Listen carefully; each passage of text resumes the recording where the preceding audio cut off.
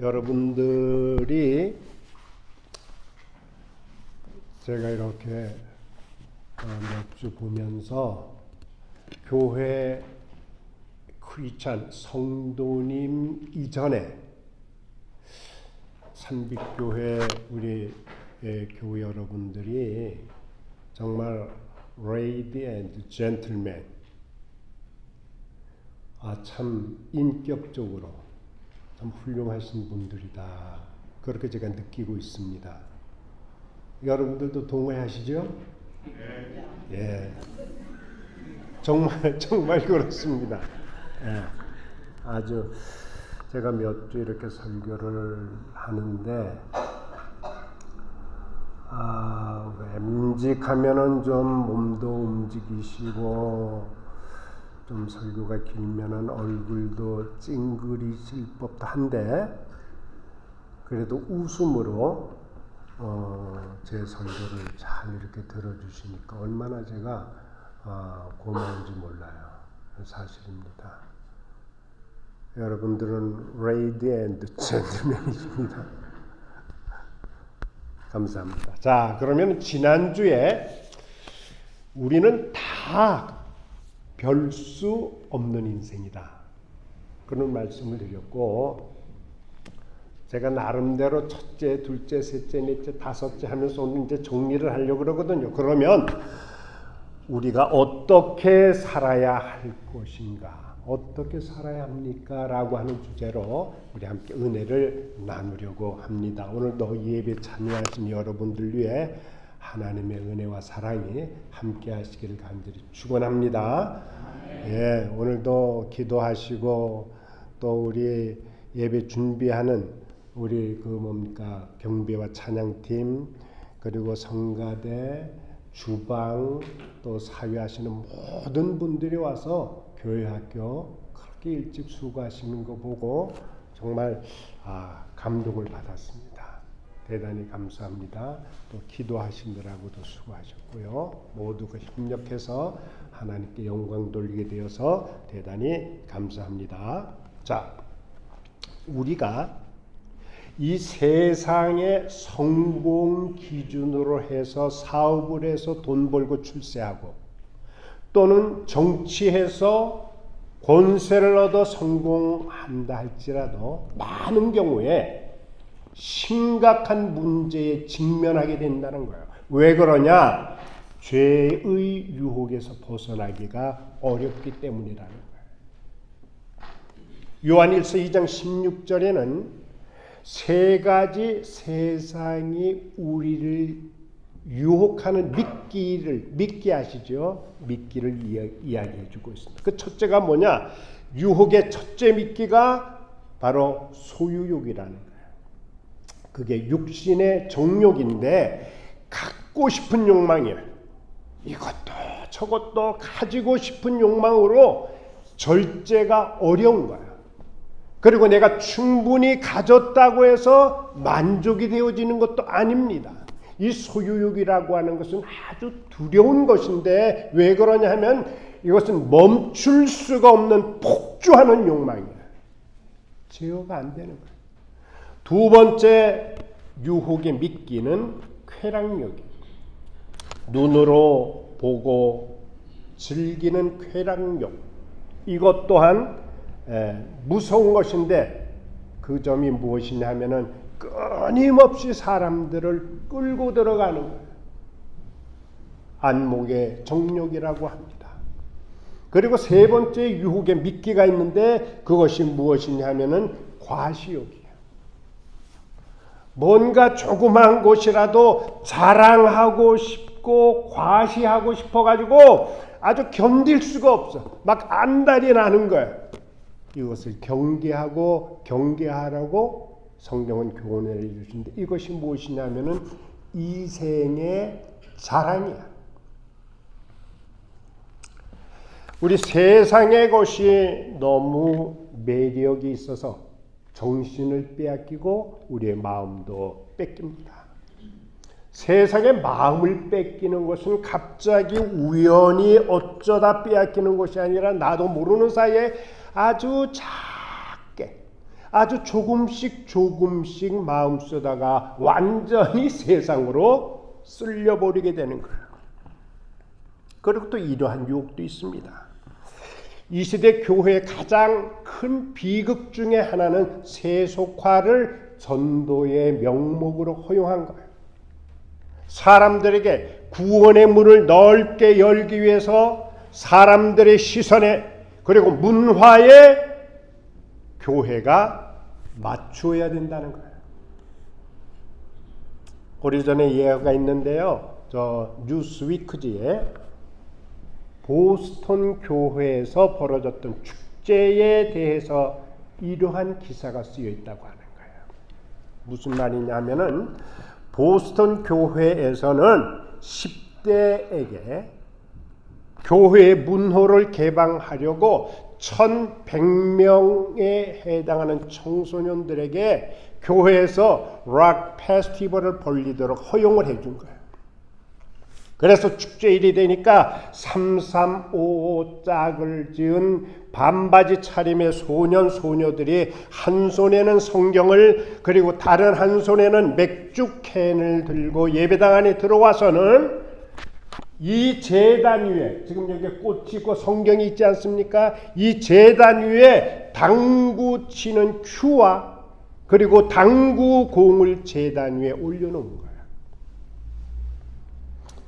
그들은 성경과 그리고 당구와 맥주라고 하는 이것이 자신들의 신앙과 생활을 상징한다고 이야기하면서 그것들을 제단 위에 올려놓는 명분을 세운 거예요. 그리고는 예배당 안에 아름답게 깔아놓은 양탄자 위에 모여서 그 현란한 락 음악에 맞춰서 정신없이 몸을 흔들어댔다는 거예요.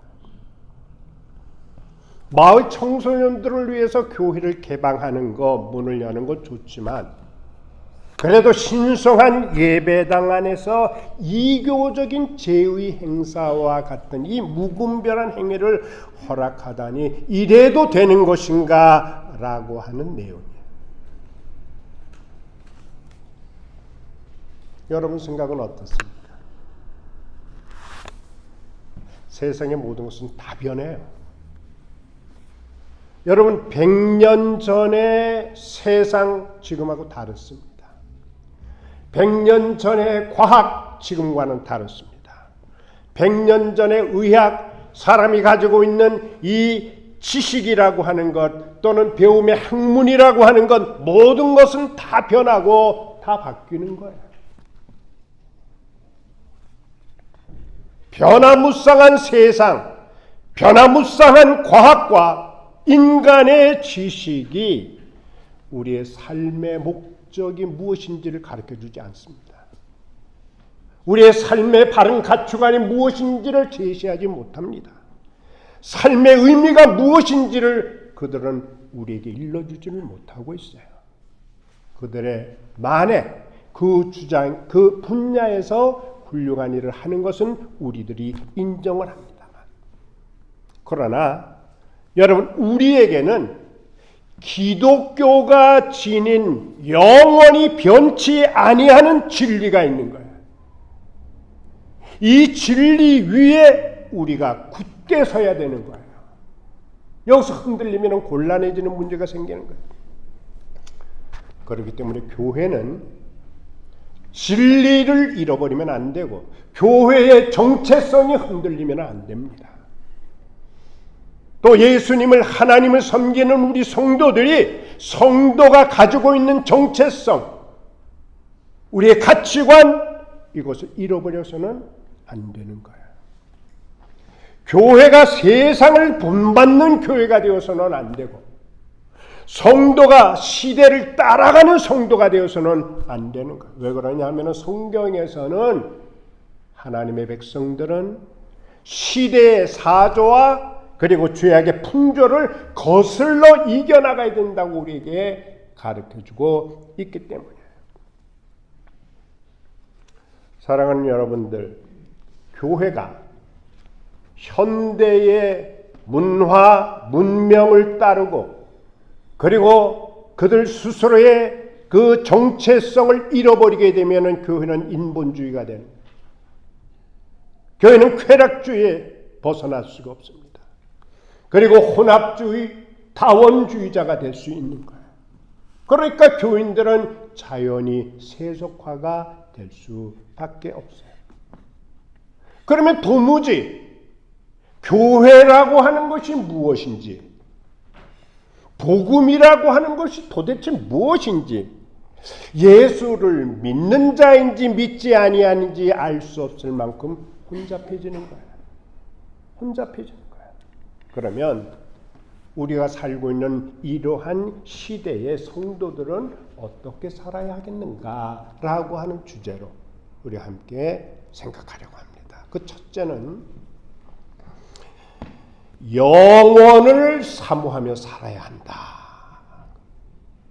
오늘 전도서 3장 11절 전반부에 보면은 이렇게 기록되어 있습니다. 하나님이 모든 것을 지으시되 때를 따라 아름답게 하셨고 또 사람으로 영원을 사모하는 마음을 주셨느니라. 여러분, 영원을 사모하는 마음, 저 천국을 잘 준비하면서 이 땅에서 살아야 된다는 거예요. 제가 우리 가족 가운데 막내 고모님이 계시는데 저 충청북도 제천에 계셔요.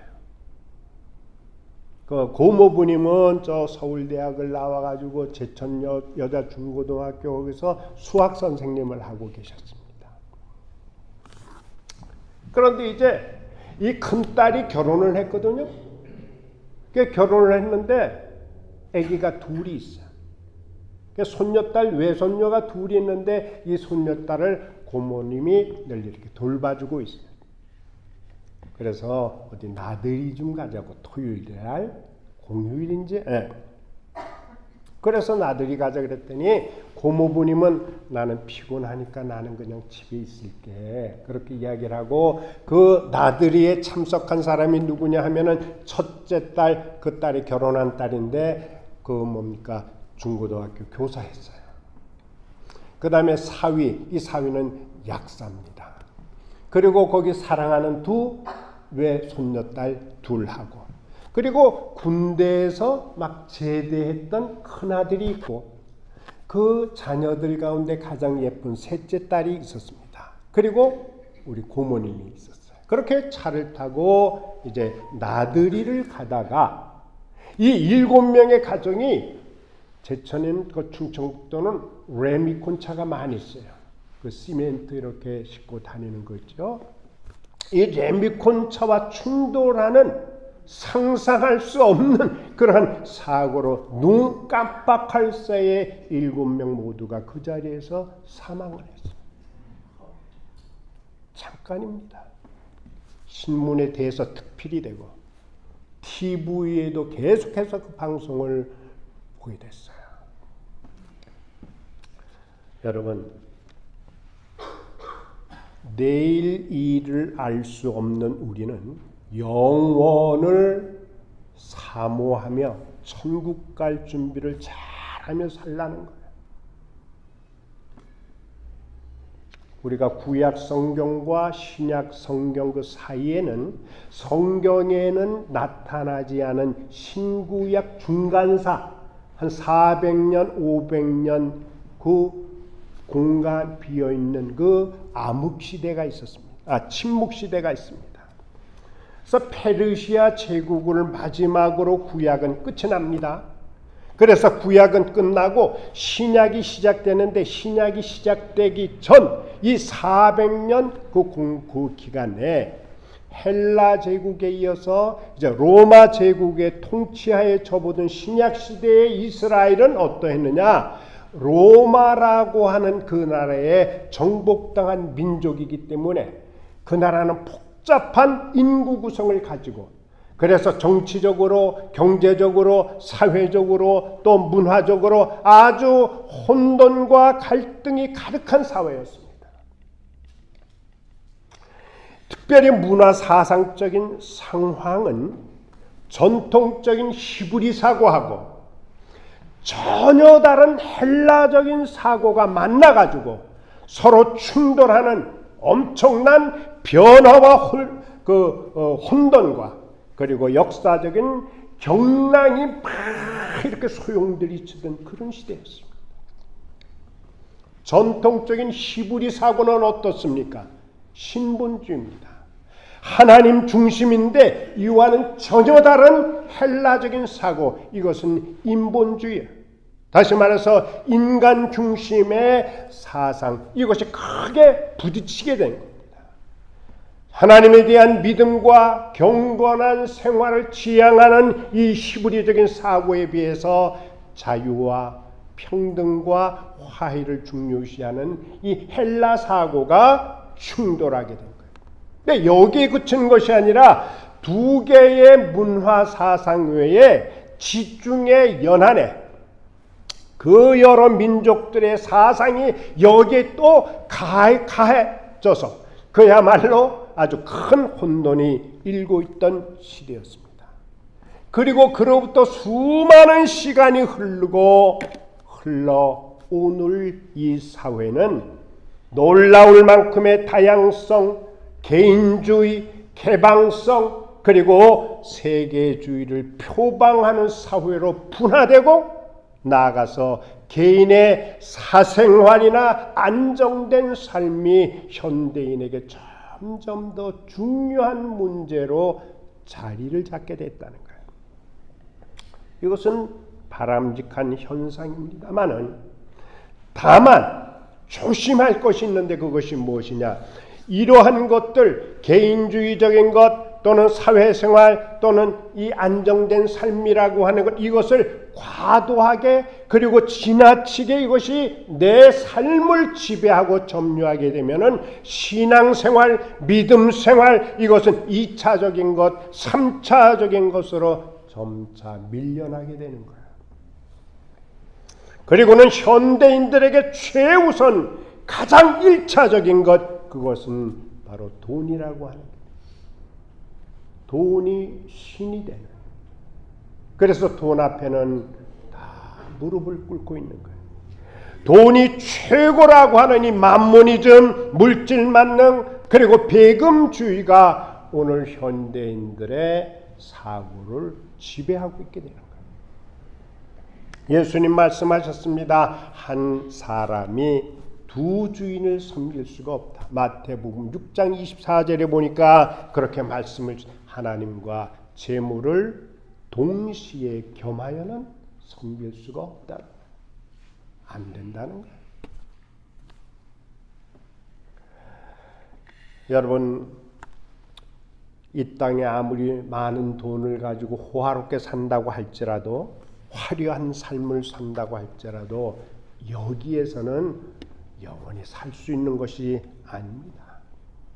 어느 누구도 여기에 벗어날 사람이 없는 거죠. 보세요. 수많은 영웅호걸들이 이 땅에 왔으나 단 한 명도 예외 없이 다 떠났습니다. 이것은 결코 피할 방법이 없어요. 피할 여지가 없는 거예요. 세계의 최고의 업적을 쌓은 아무리 유명인사라 할지라도 세월이 흐름과 함께 모두가 예외 없이 무덤 속에 묻히고 형체도 흔적도 없이 다 사라진 거예요.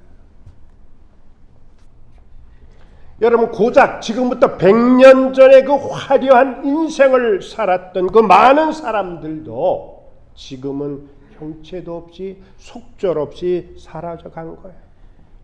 그 대단할 것 같았던 육체 덩어리, 이것은 살도 없어지고 뼈도 없어지고 아무것도 남김없이 한 줌의 흙으로 다 사라져간 거예요.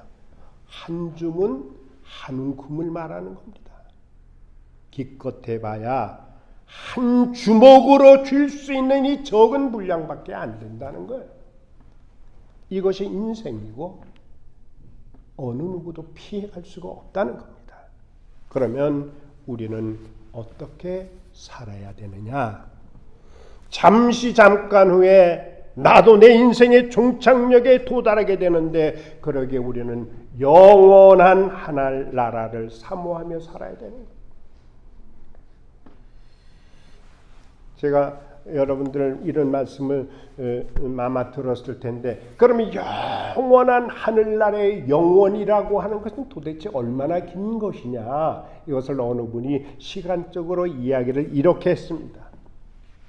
새 한 마리가 우리 태평양 여기 샌프란시스코 여기에서 새 한 마리가 물을 머금고 이 대륙을 지나서 저 뉴욕에 머금은 물을 갖다가 넣는 거야.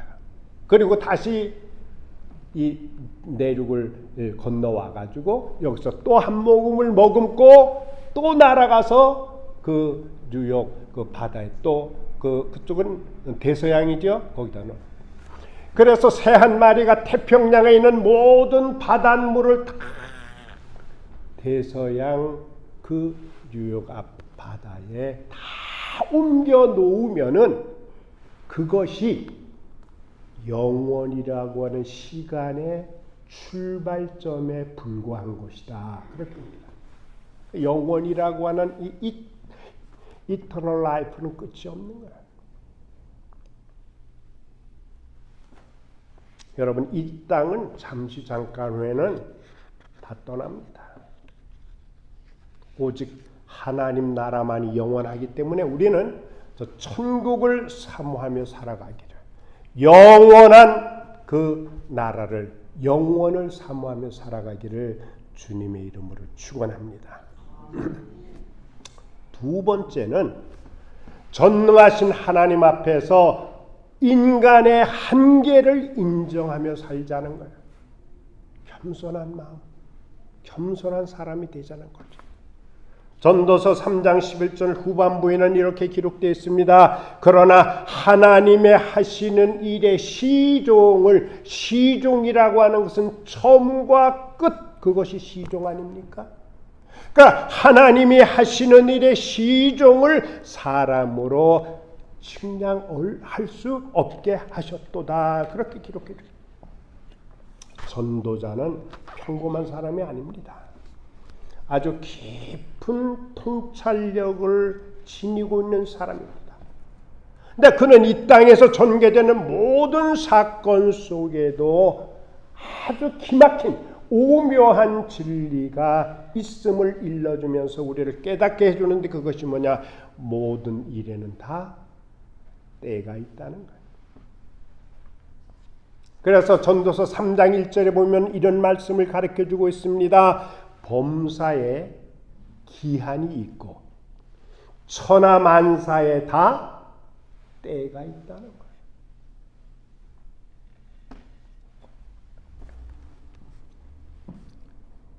사랑하는 성도 여러분, 이 세상은 인간의 힘에 의해서 움직이는 것이 절대 아니죠.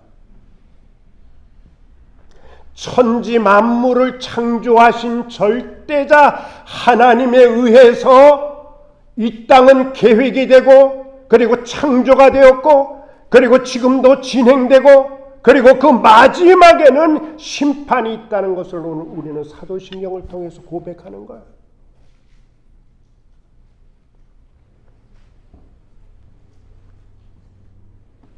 이것은 과학이, 철학이, 어떤 인문학이 이것을 결코 의학도 이것을 증명할 수가 없는 겁니다.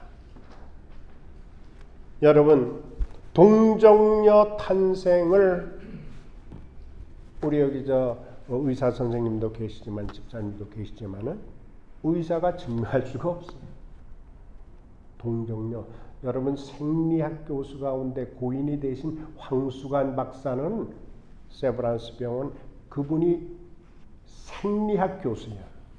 생리학으로 아무리 연구하고 쪼개보고 별짓을 다 해봐도 동정녀 탄생을 증명할 방법이 없다는 거야. 의학으로는 안 된다는 거야.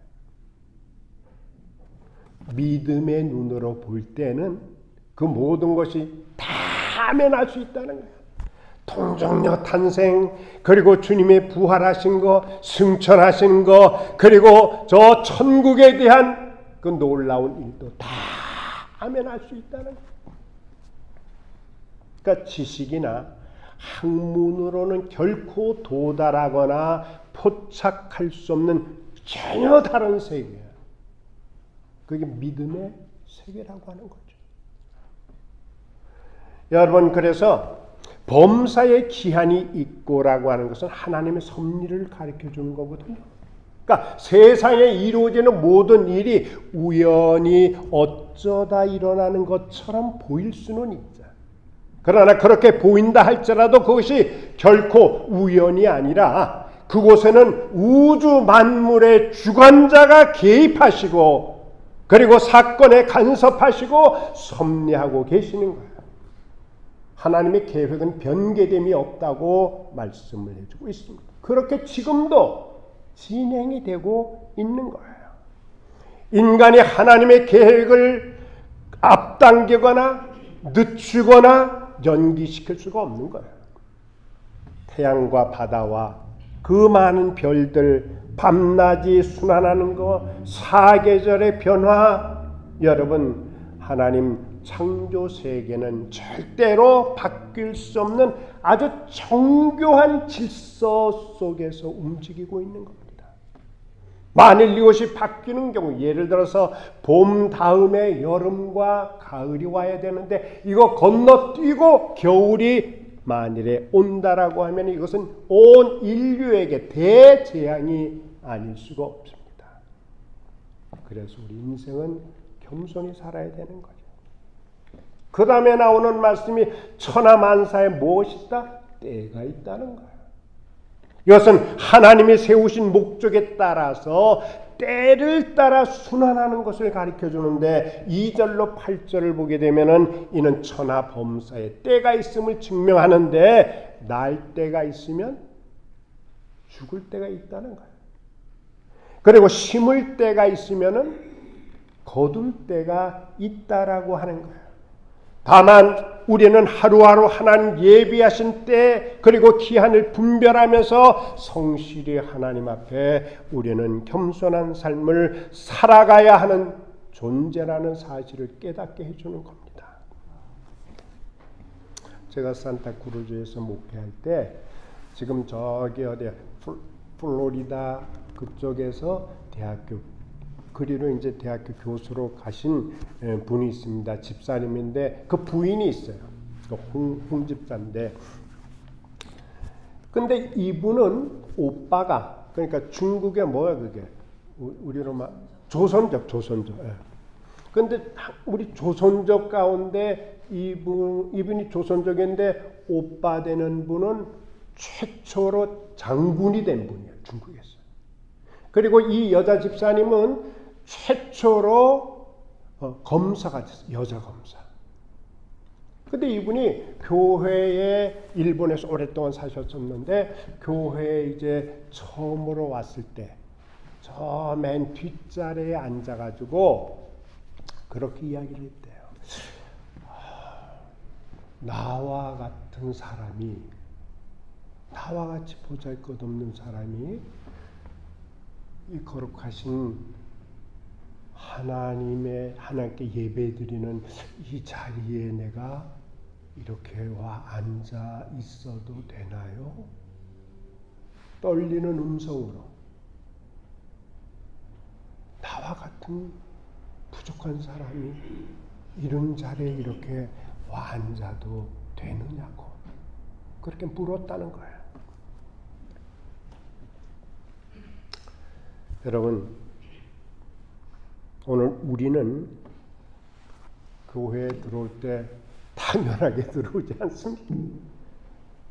당당하게 우리는 들어오지. 아버지 집인데 뭐 당당하게 우리는 그렇게 들어오는데 예배당에 들어오는 그 자세가 잘못된 건 아닌데 우리가 하나님 앞에 자세, 태도는 이 집사님 그 모습을 보면서 참 배울 만하다. 그런 생각을 해보게 되었습니다. 여러분, 우리 인간이 야심차게 우주를 정복하겠다라고 하는 오늘 이 시대는 초과학 시대라고 하지 않습니까? 그런데 초과학 시대에 불과 얼마 전에 보세요. 보이지도 않지요. 잡히지도 않지요. 그리고 만질 수도 없지요. 들리지도 않지요. 냄새도 없습니다. 맛도 없습니다. 색깔도 없는 그게 코로나19라는 거야. 바이러스. 뭐 정체를 할 수가 없는 코로나19로 인해서 우리 인간이 얼마나 연약한지를 알게 된 거예요. 여러분 아직도 그 후유증이 국가적으로 개인적으로 남았는데 나도 그런 것 같아요. 코로나 예방 접종인 것 같은데 증명할 방법이 없어요. 코로나 예방 접종인 것 같은데 제가 이 후각을 잃었어요. 멀쩡하게 냄새를 잘못 맡았는데 어느 날부터 후각을 완전히 잃어버렸어요.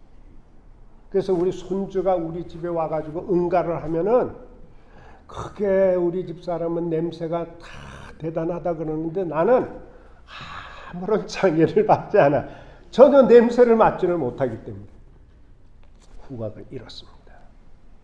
여러분 우리 이 세상은 인간들의 지식, 인간들의 힘에 의한 거 아니라는 거예요. 하나님이 계획하시고 하나님이 섭리하심에 따라서 지금도 하나님의 역사는 착착 진행되고 있는 겁니다. 따라서 우리는 하나님 앞에 인간의 한계를 인정하고 겸손히 살 때 하나님께서는 우리에게 큰 은혜를 주실 줄로 믿습니다. 마지막으로 세 번째는 어떻게 우리가 사는 게 좋겠는가? 수고함으로 낙을 누리는 삶이라는 거예요. 충성하는 삶을 일러주는데 전도서 3장 13절에는 이렇게 이야기를 해주고 있습니다. 수고함으로 낙을 누리는 것이 하나님의 선물인 줄 또한 알았도다. 그러잖아요. 네. 창세기 3장 16절부터 19절을 보게 되면은 태초에 하나님께서 인간들에게 수고하고 땀을 흘려야 하는 시련을 주셨어요. 제 딸이 20대 때 지금은 40이 이제 넘었는데 20대 때 엄마한테 가끔 그런 얘기를 해요. 엄마 어디 놀고 먹는 데가 없느냐고. 이제는 그런 말을 안 하지만은 그런데 오늘 이 본문의 전도자는 그렇게 이야기를 해요. 수고하고 땀 흘리는 것, 또 땀을 흘려야 하는 것, 이것이 우리 인간의 숙명이요. 그리고 노동을 통한 기쁨을 깨달은 거야. 노동이라고 하는 것은 고통이 아니고 오히려 하나님께서 인간에게 주신 복으로 깨닫게 되는 거야. 여러분 이것은 인간에게 정직하게 살고 그리고 근면하게 삶으로 수고한 이후에 기쁨이 귀한 것을 교훈해 주고 있는 거거든요. 아까 여기 아래에서 우리 커피하면서 은퇴한 이후에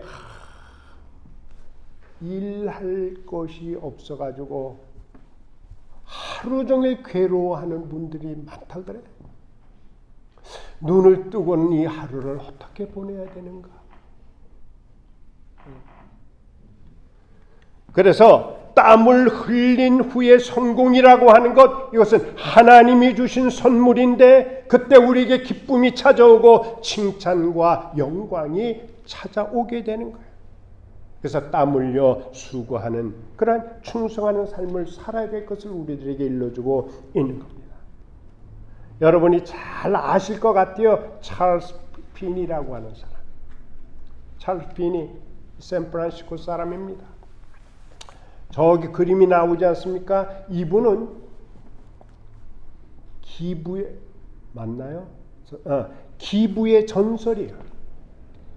그래서 미국에 있는 모든 부호들에게는 이분이 영웅 같은 분이에요. 그가 작년에 92세 나이로 세상을 떠났습니다. 그가 1984년 50살 될 때부터 자신이 평생 쌓은 돈이 얼마냐 하면은 80억 불인데 한국 돈으로 10조억입니다. 이 돈을, 이 재산을 사회 곳곳에 기부한 그러한 은둔의 기부자였습니다. 특별히 세계의 교육과 인권과 과학과 그리고 의료 증진을 위해서 기부를 했는데 이 사람이 남긴 재산이 얼마냐? 200만 불이 안 된다는 거예요.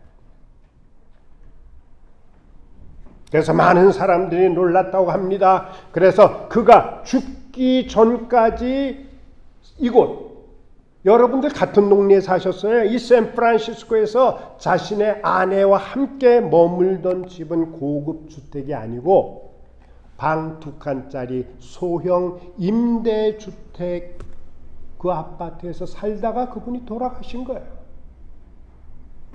그는 초호화 생활과는 거리가 멀었는데 여행할 때에도 이코노미 비행기에 이코노미석을 타고 그리고 가죽 가방도 아니라 비닐 가방에 그냥 책 한 권이 이렇게 넣어가지고 다니고 저 뉴욕 살 때는 허름한 식당에서 그 햄버거도 그렇게 맛있게 드셨다고 그래요.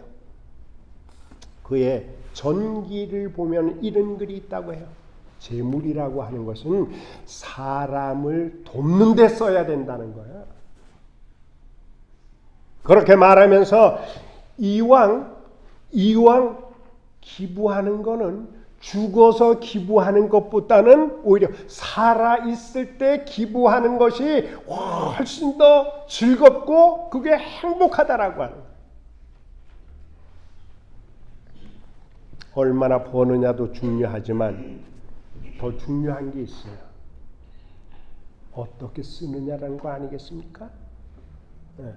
이분의 삶이 얼마나 훌륭하세요. 얼마나 이분의 정말 그 생애라고 하는 것이 얼마나 멋진 인생을 사신 거예요. 귀감이 되지 아니합니까?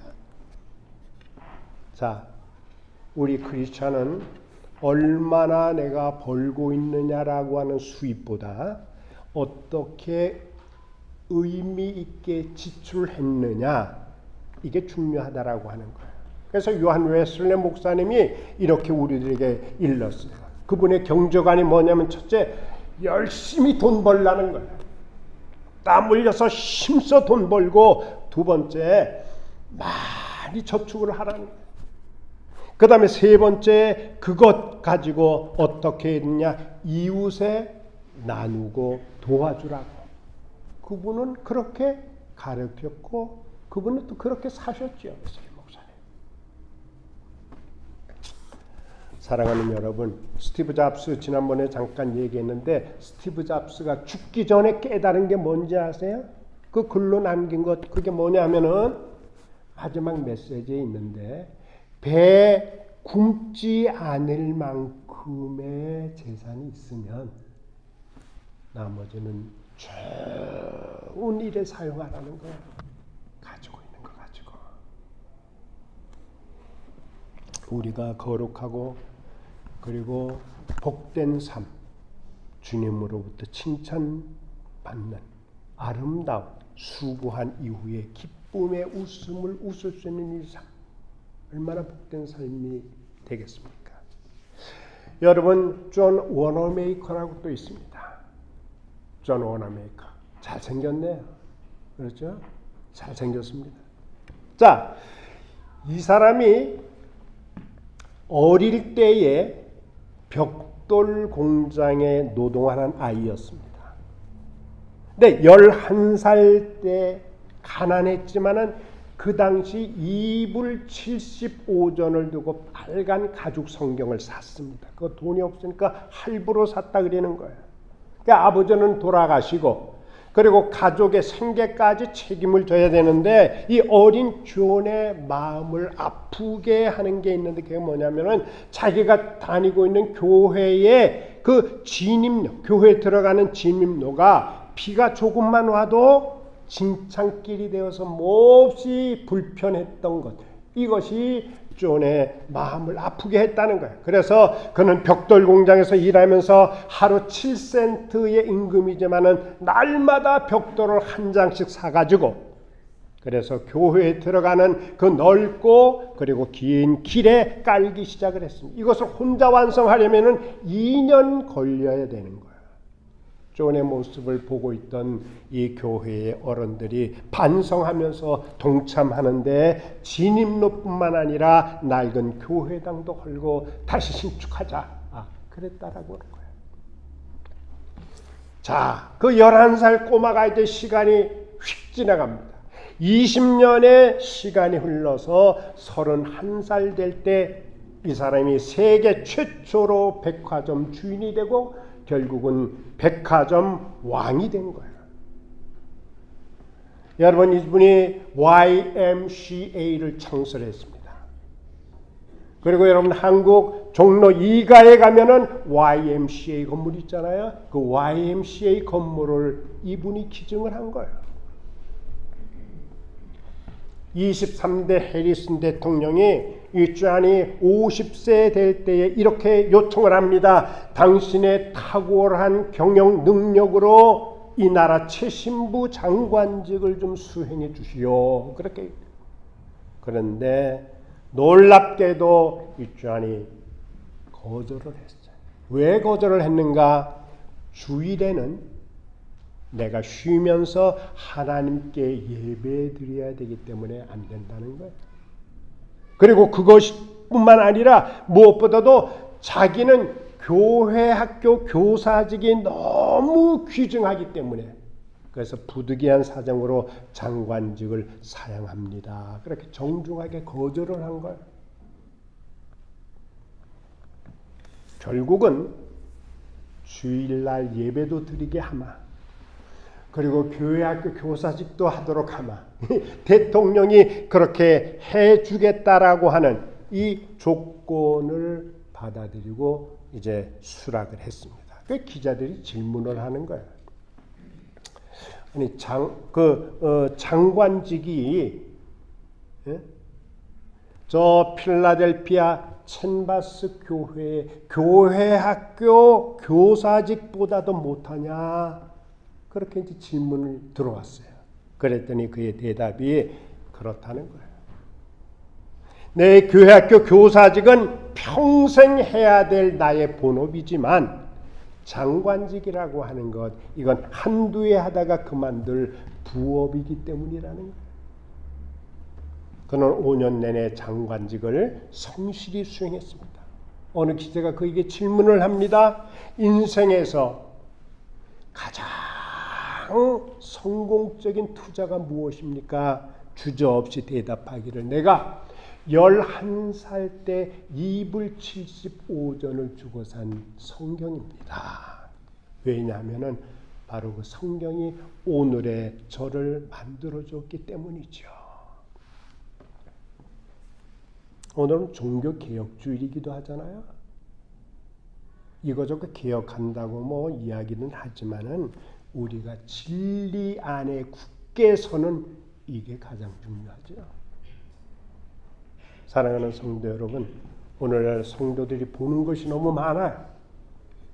우리의 눈은 두 개 있지만 한꺼번에 동시에 두 곳을 볼 수가 없어요. 두 개의 눈이지만은 저 위하고 이 아래를 동시에는 못 보는 거예요. 이쪽과 이쪽을 또 동시에 볼 수가 없어요. 어느 한쪽을 먼저 봐야 돼요.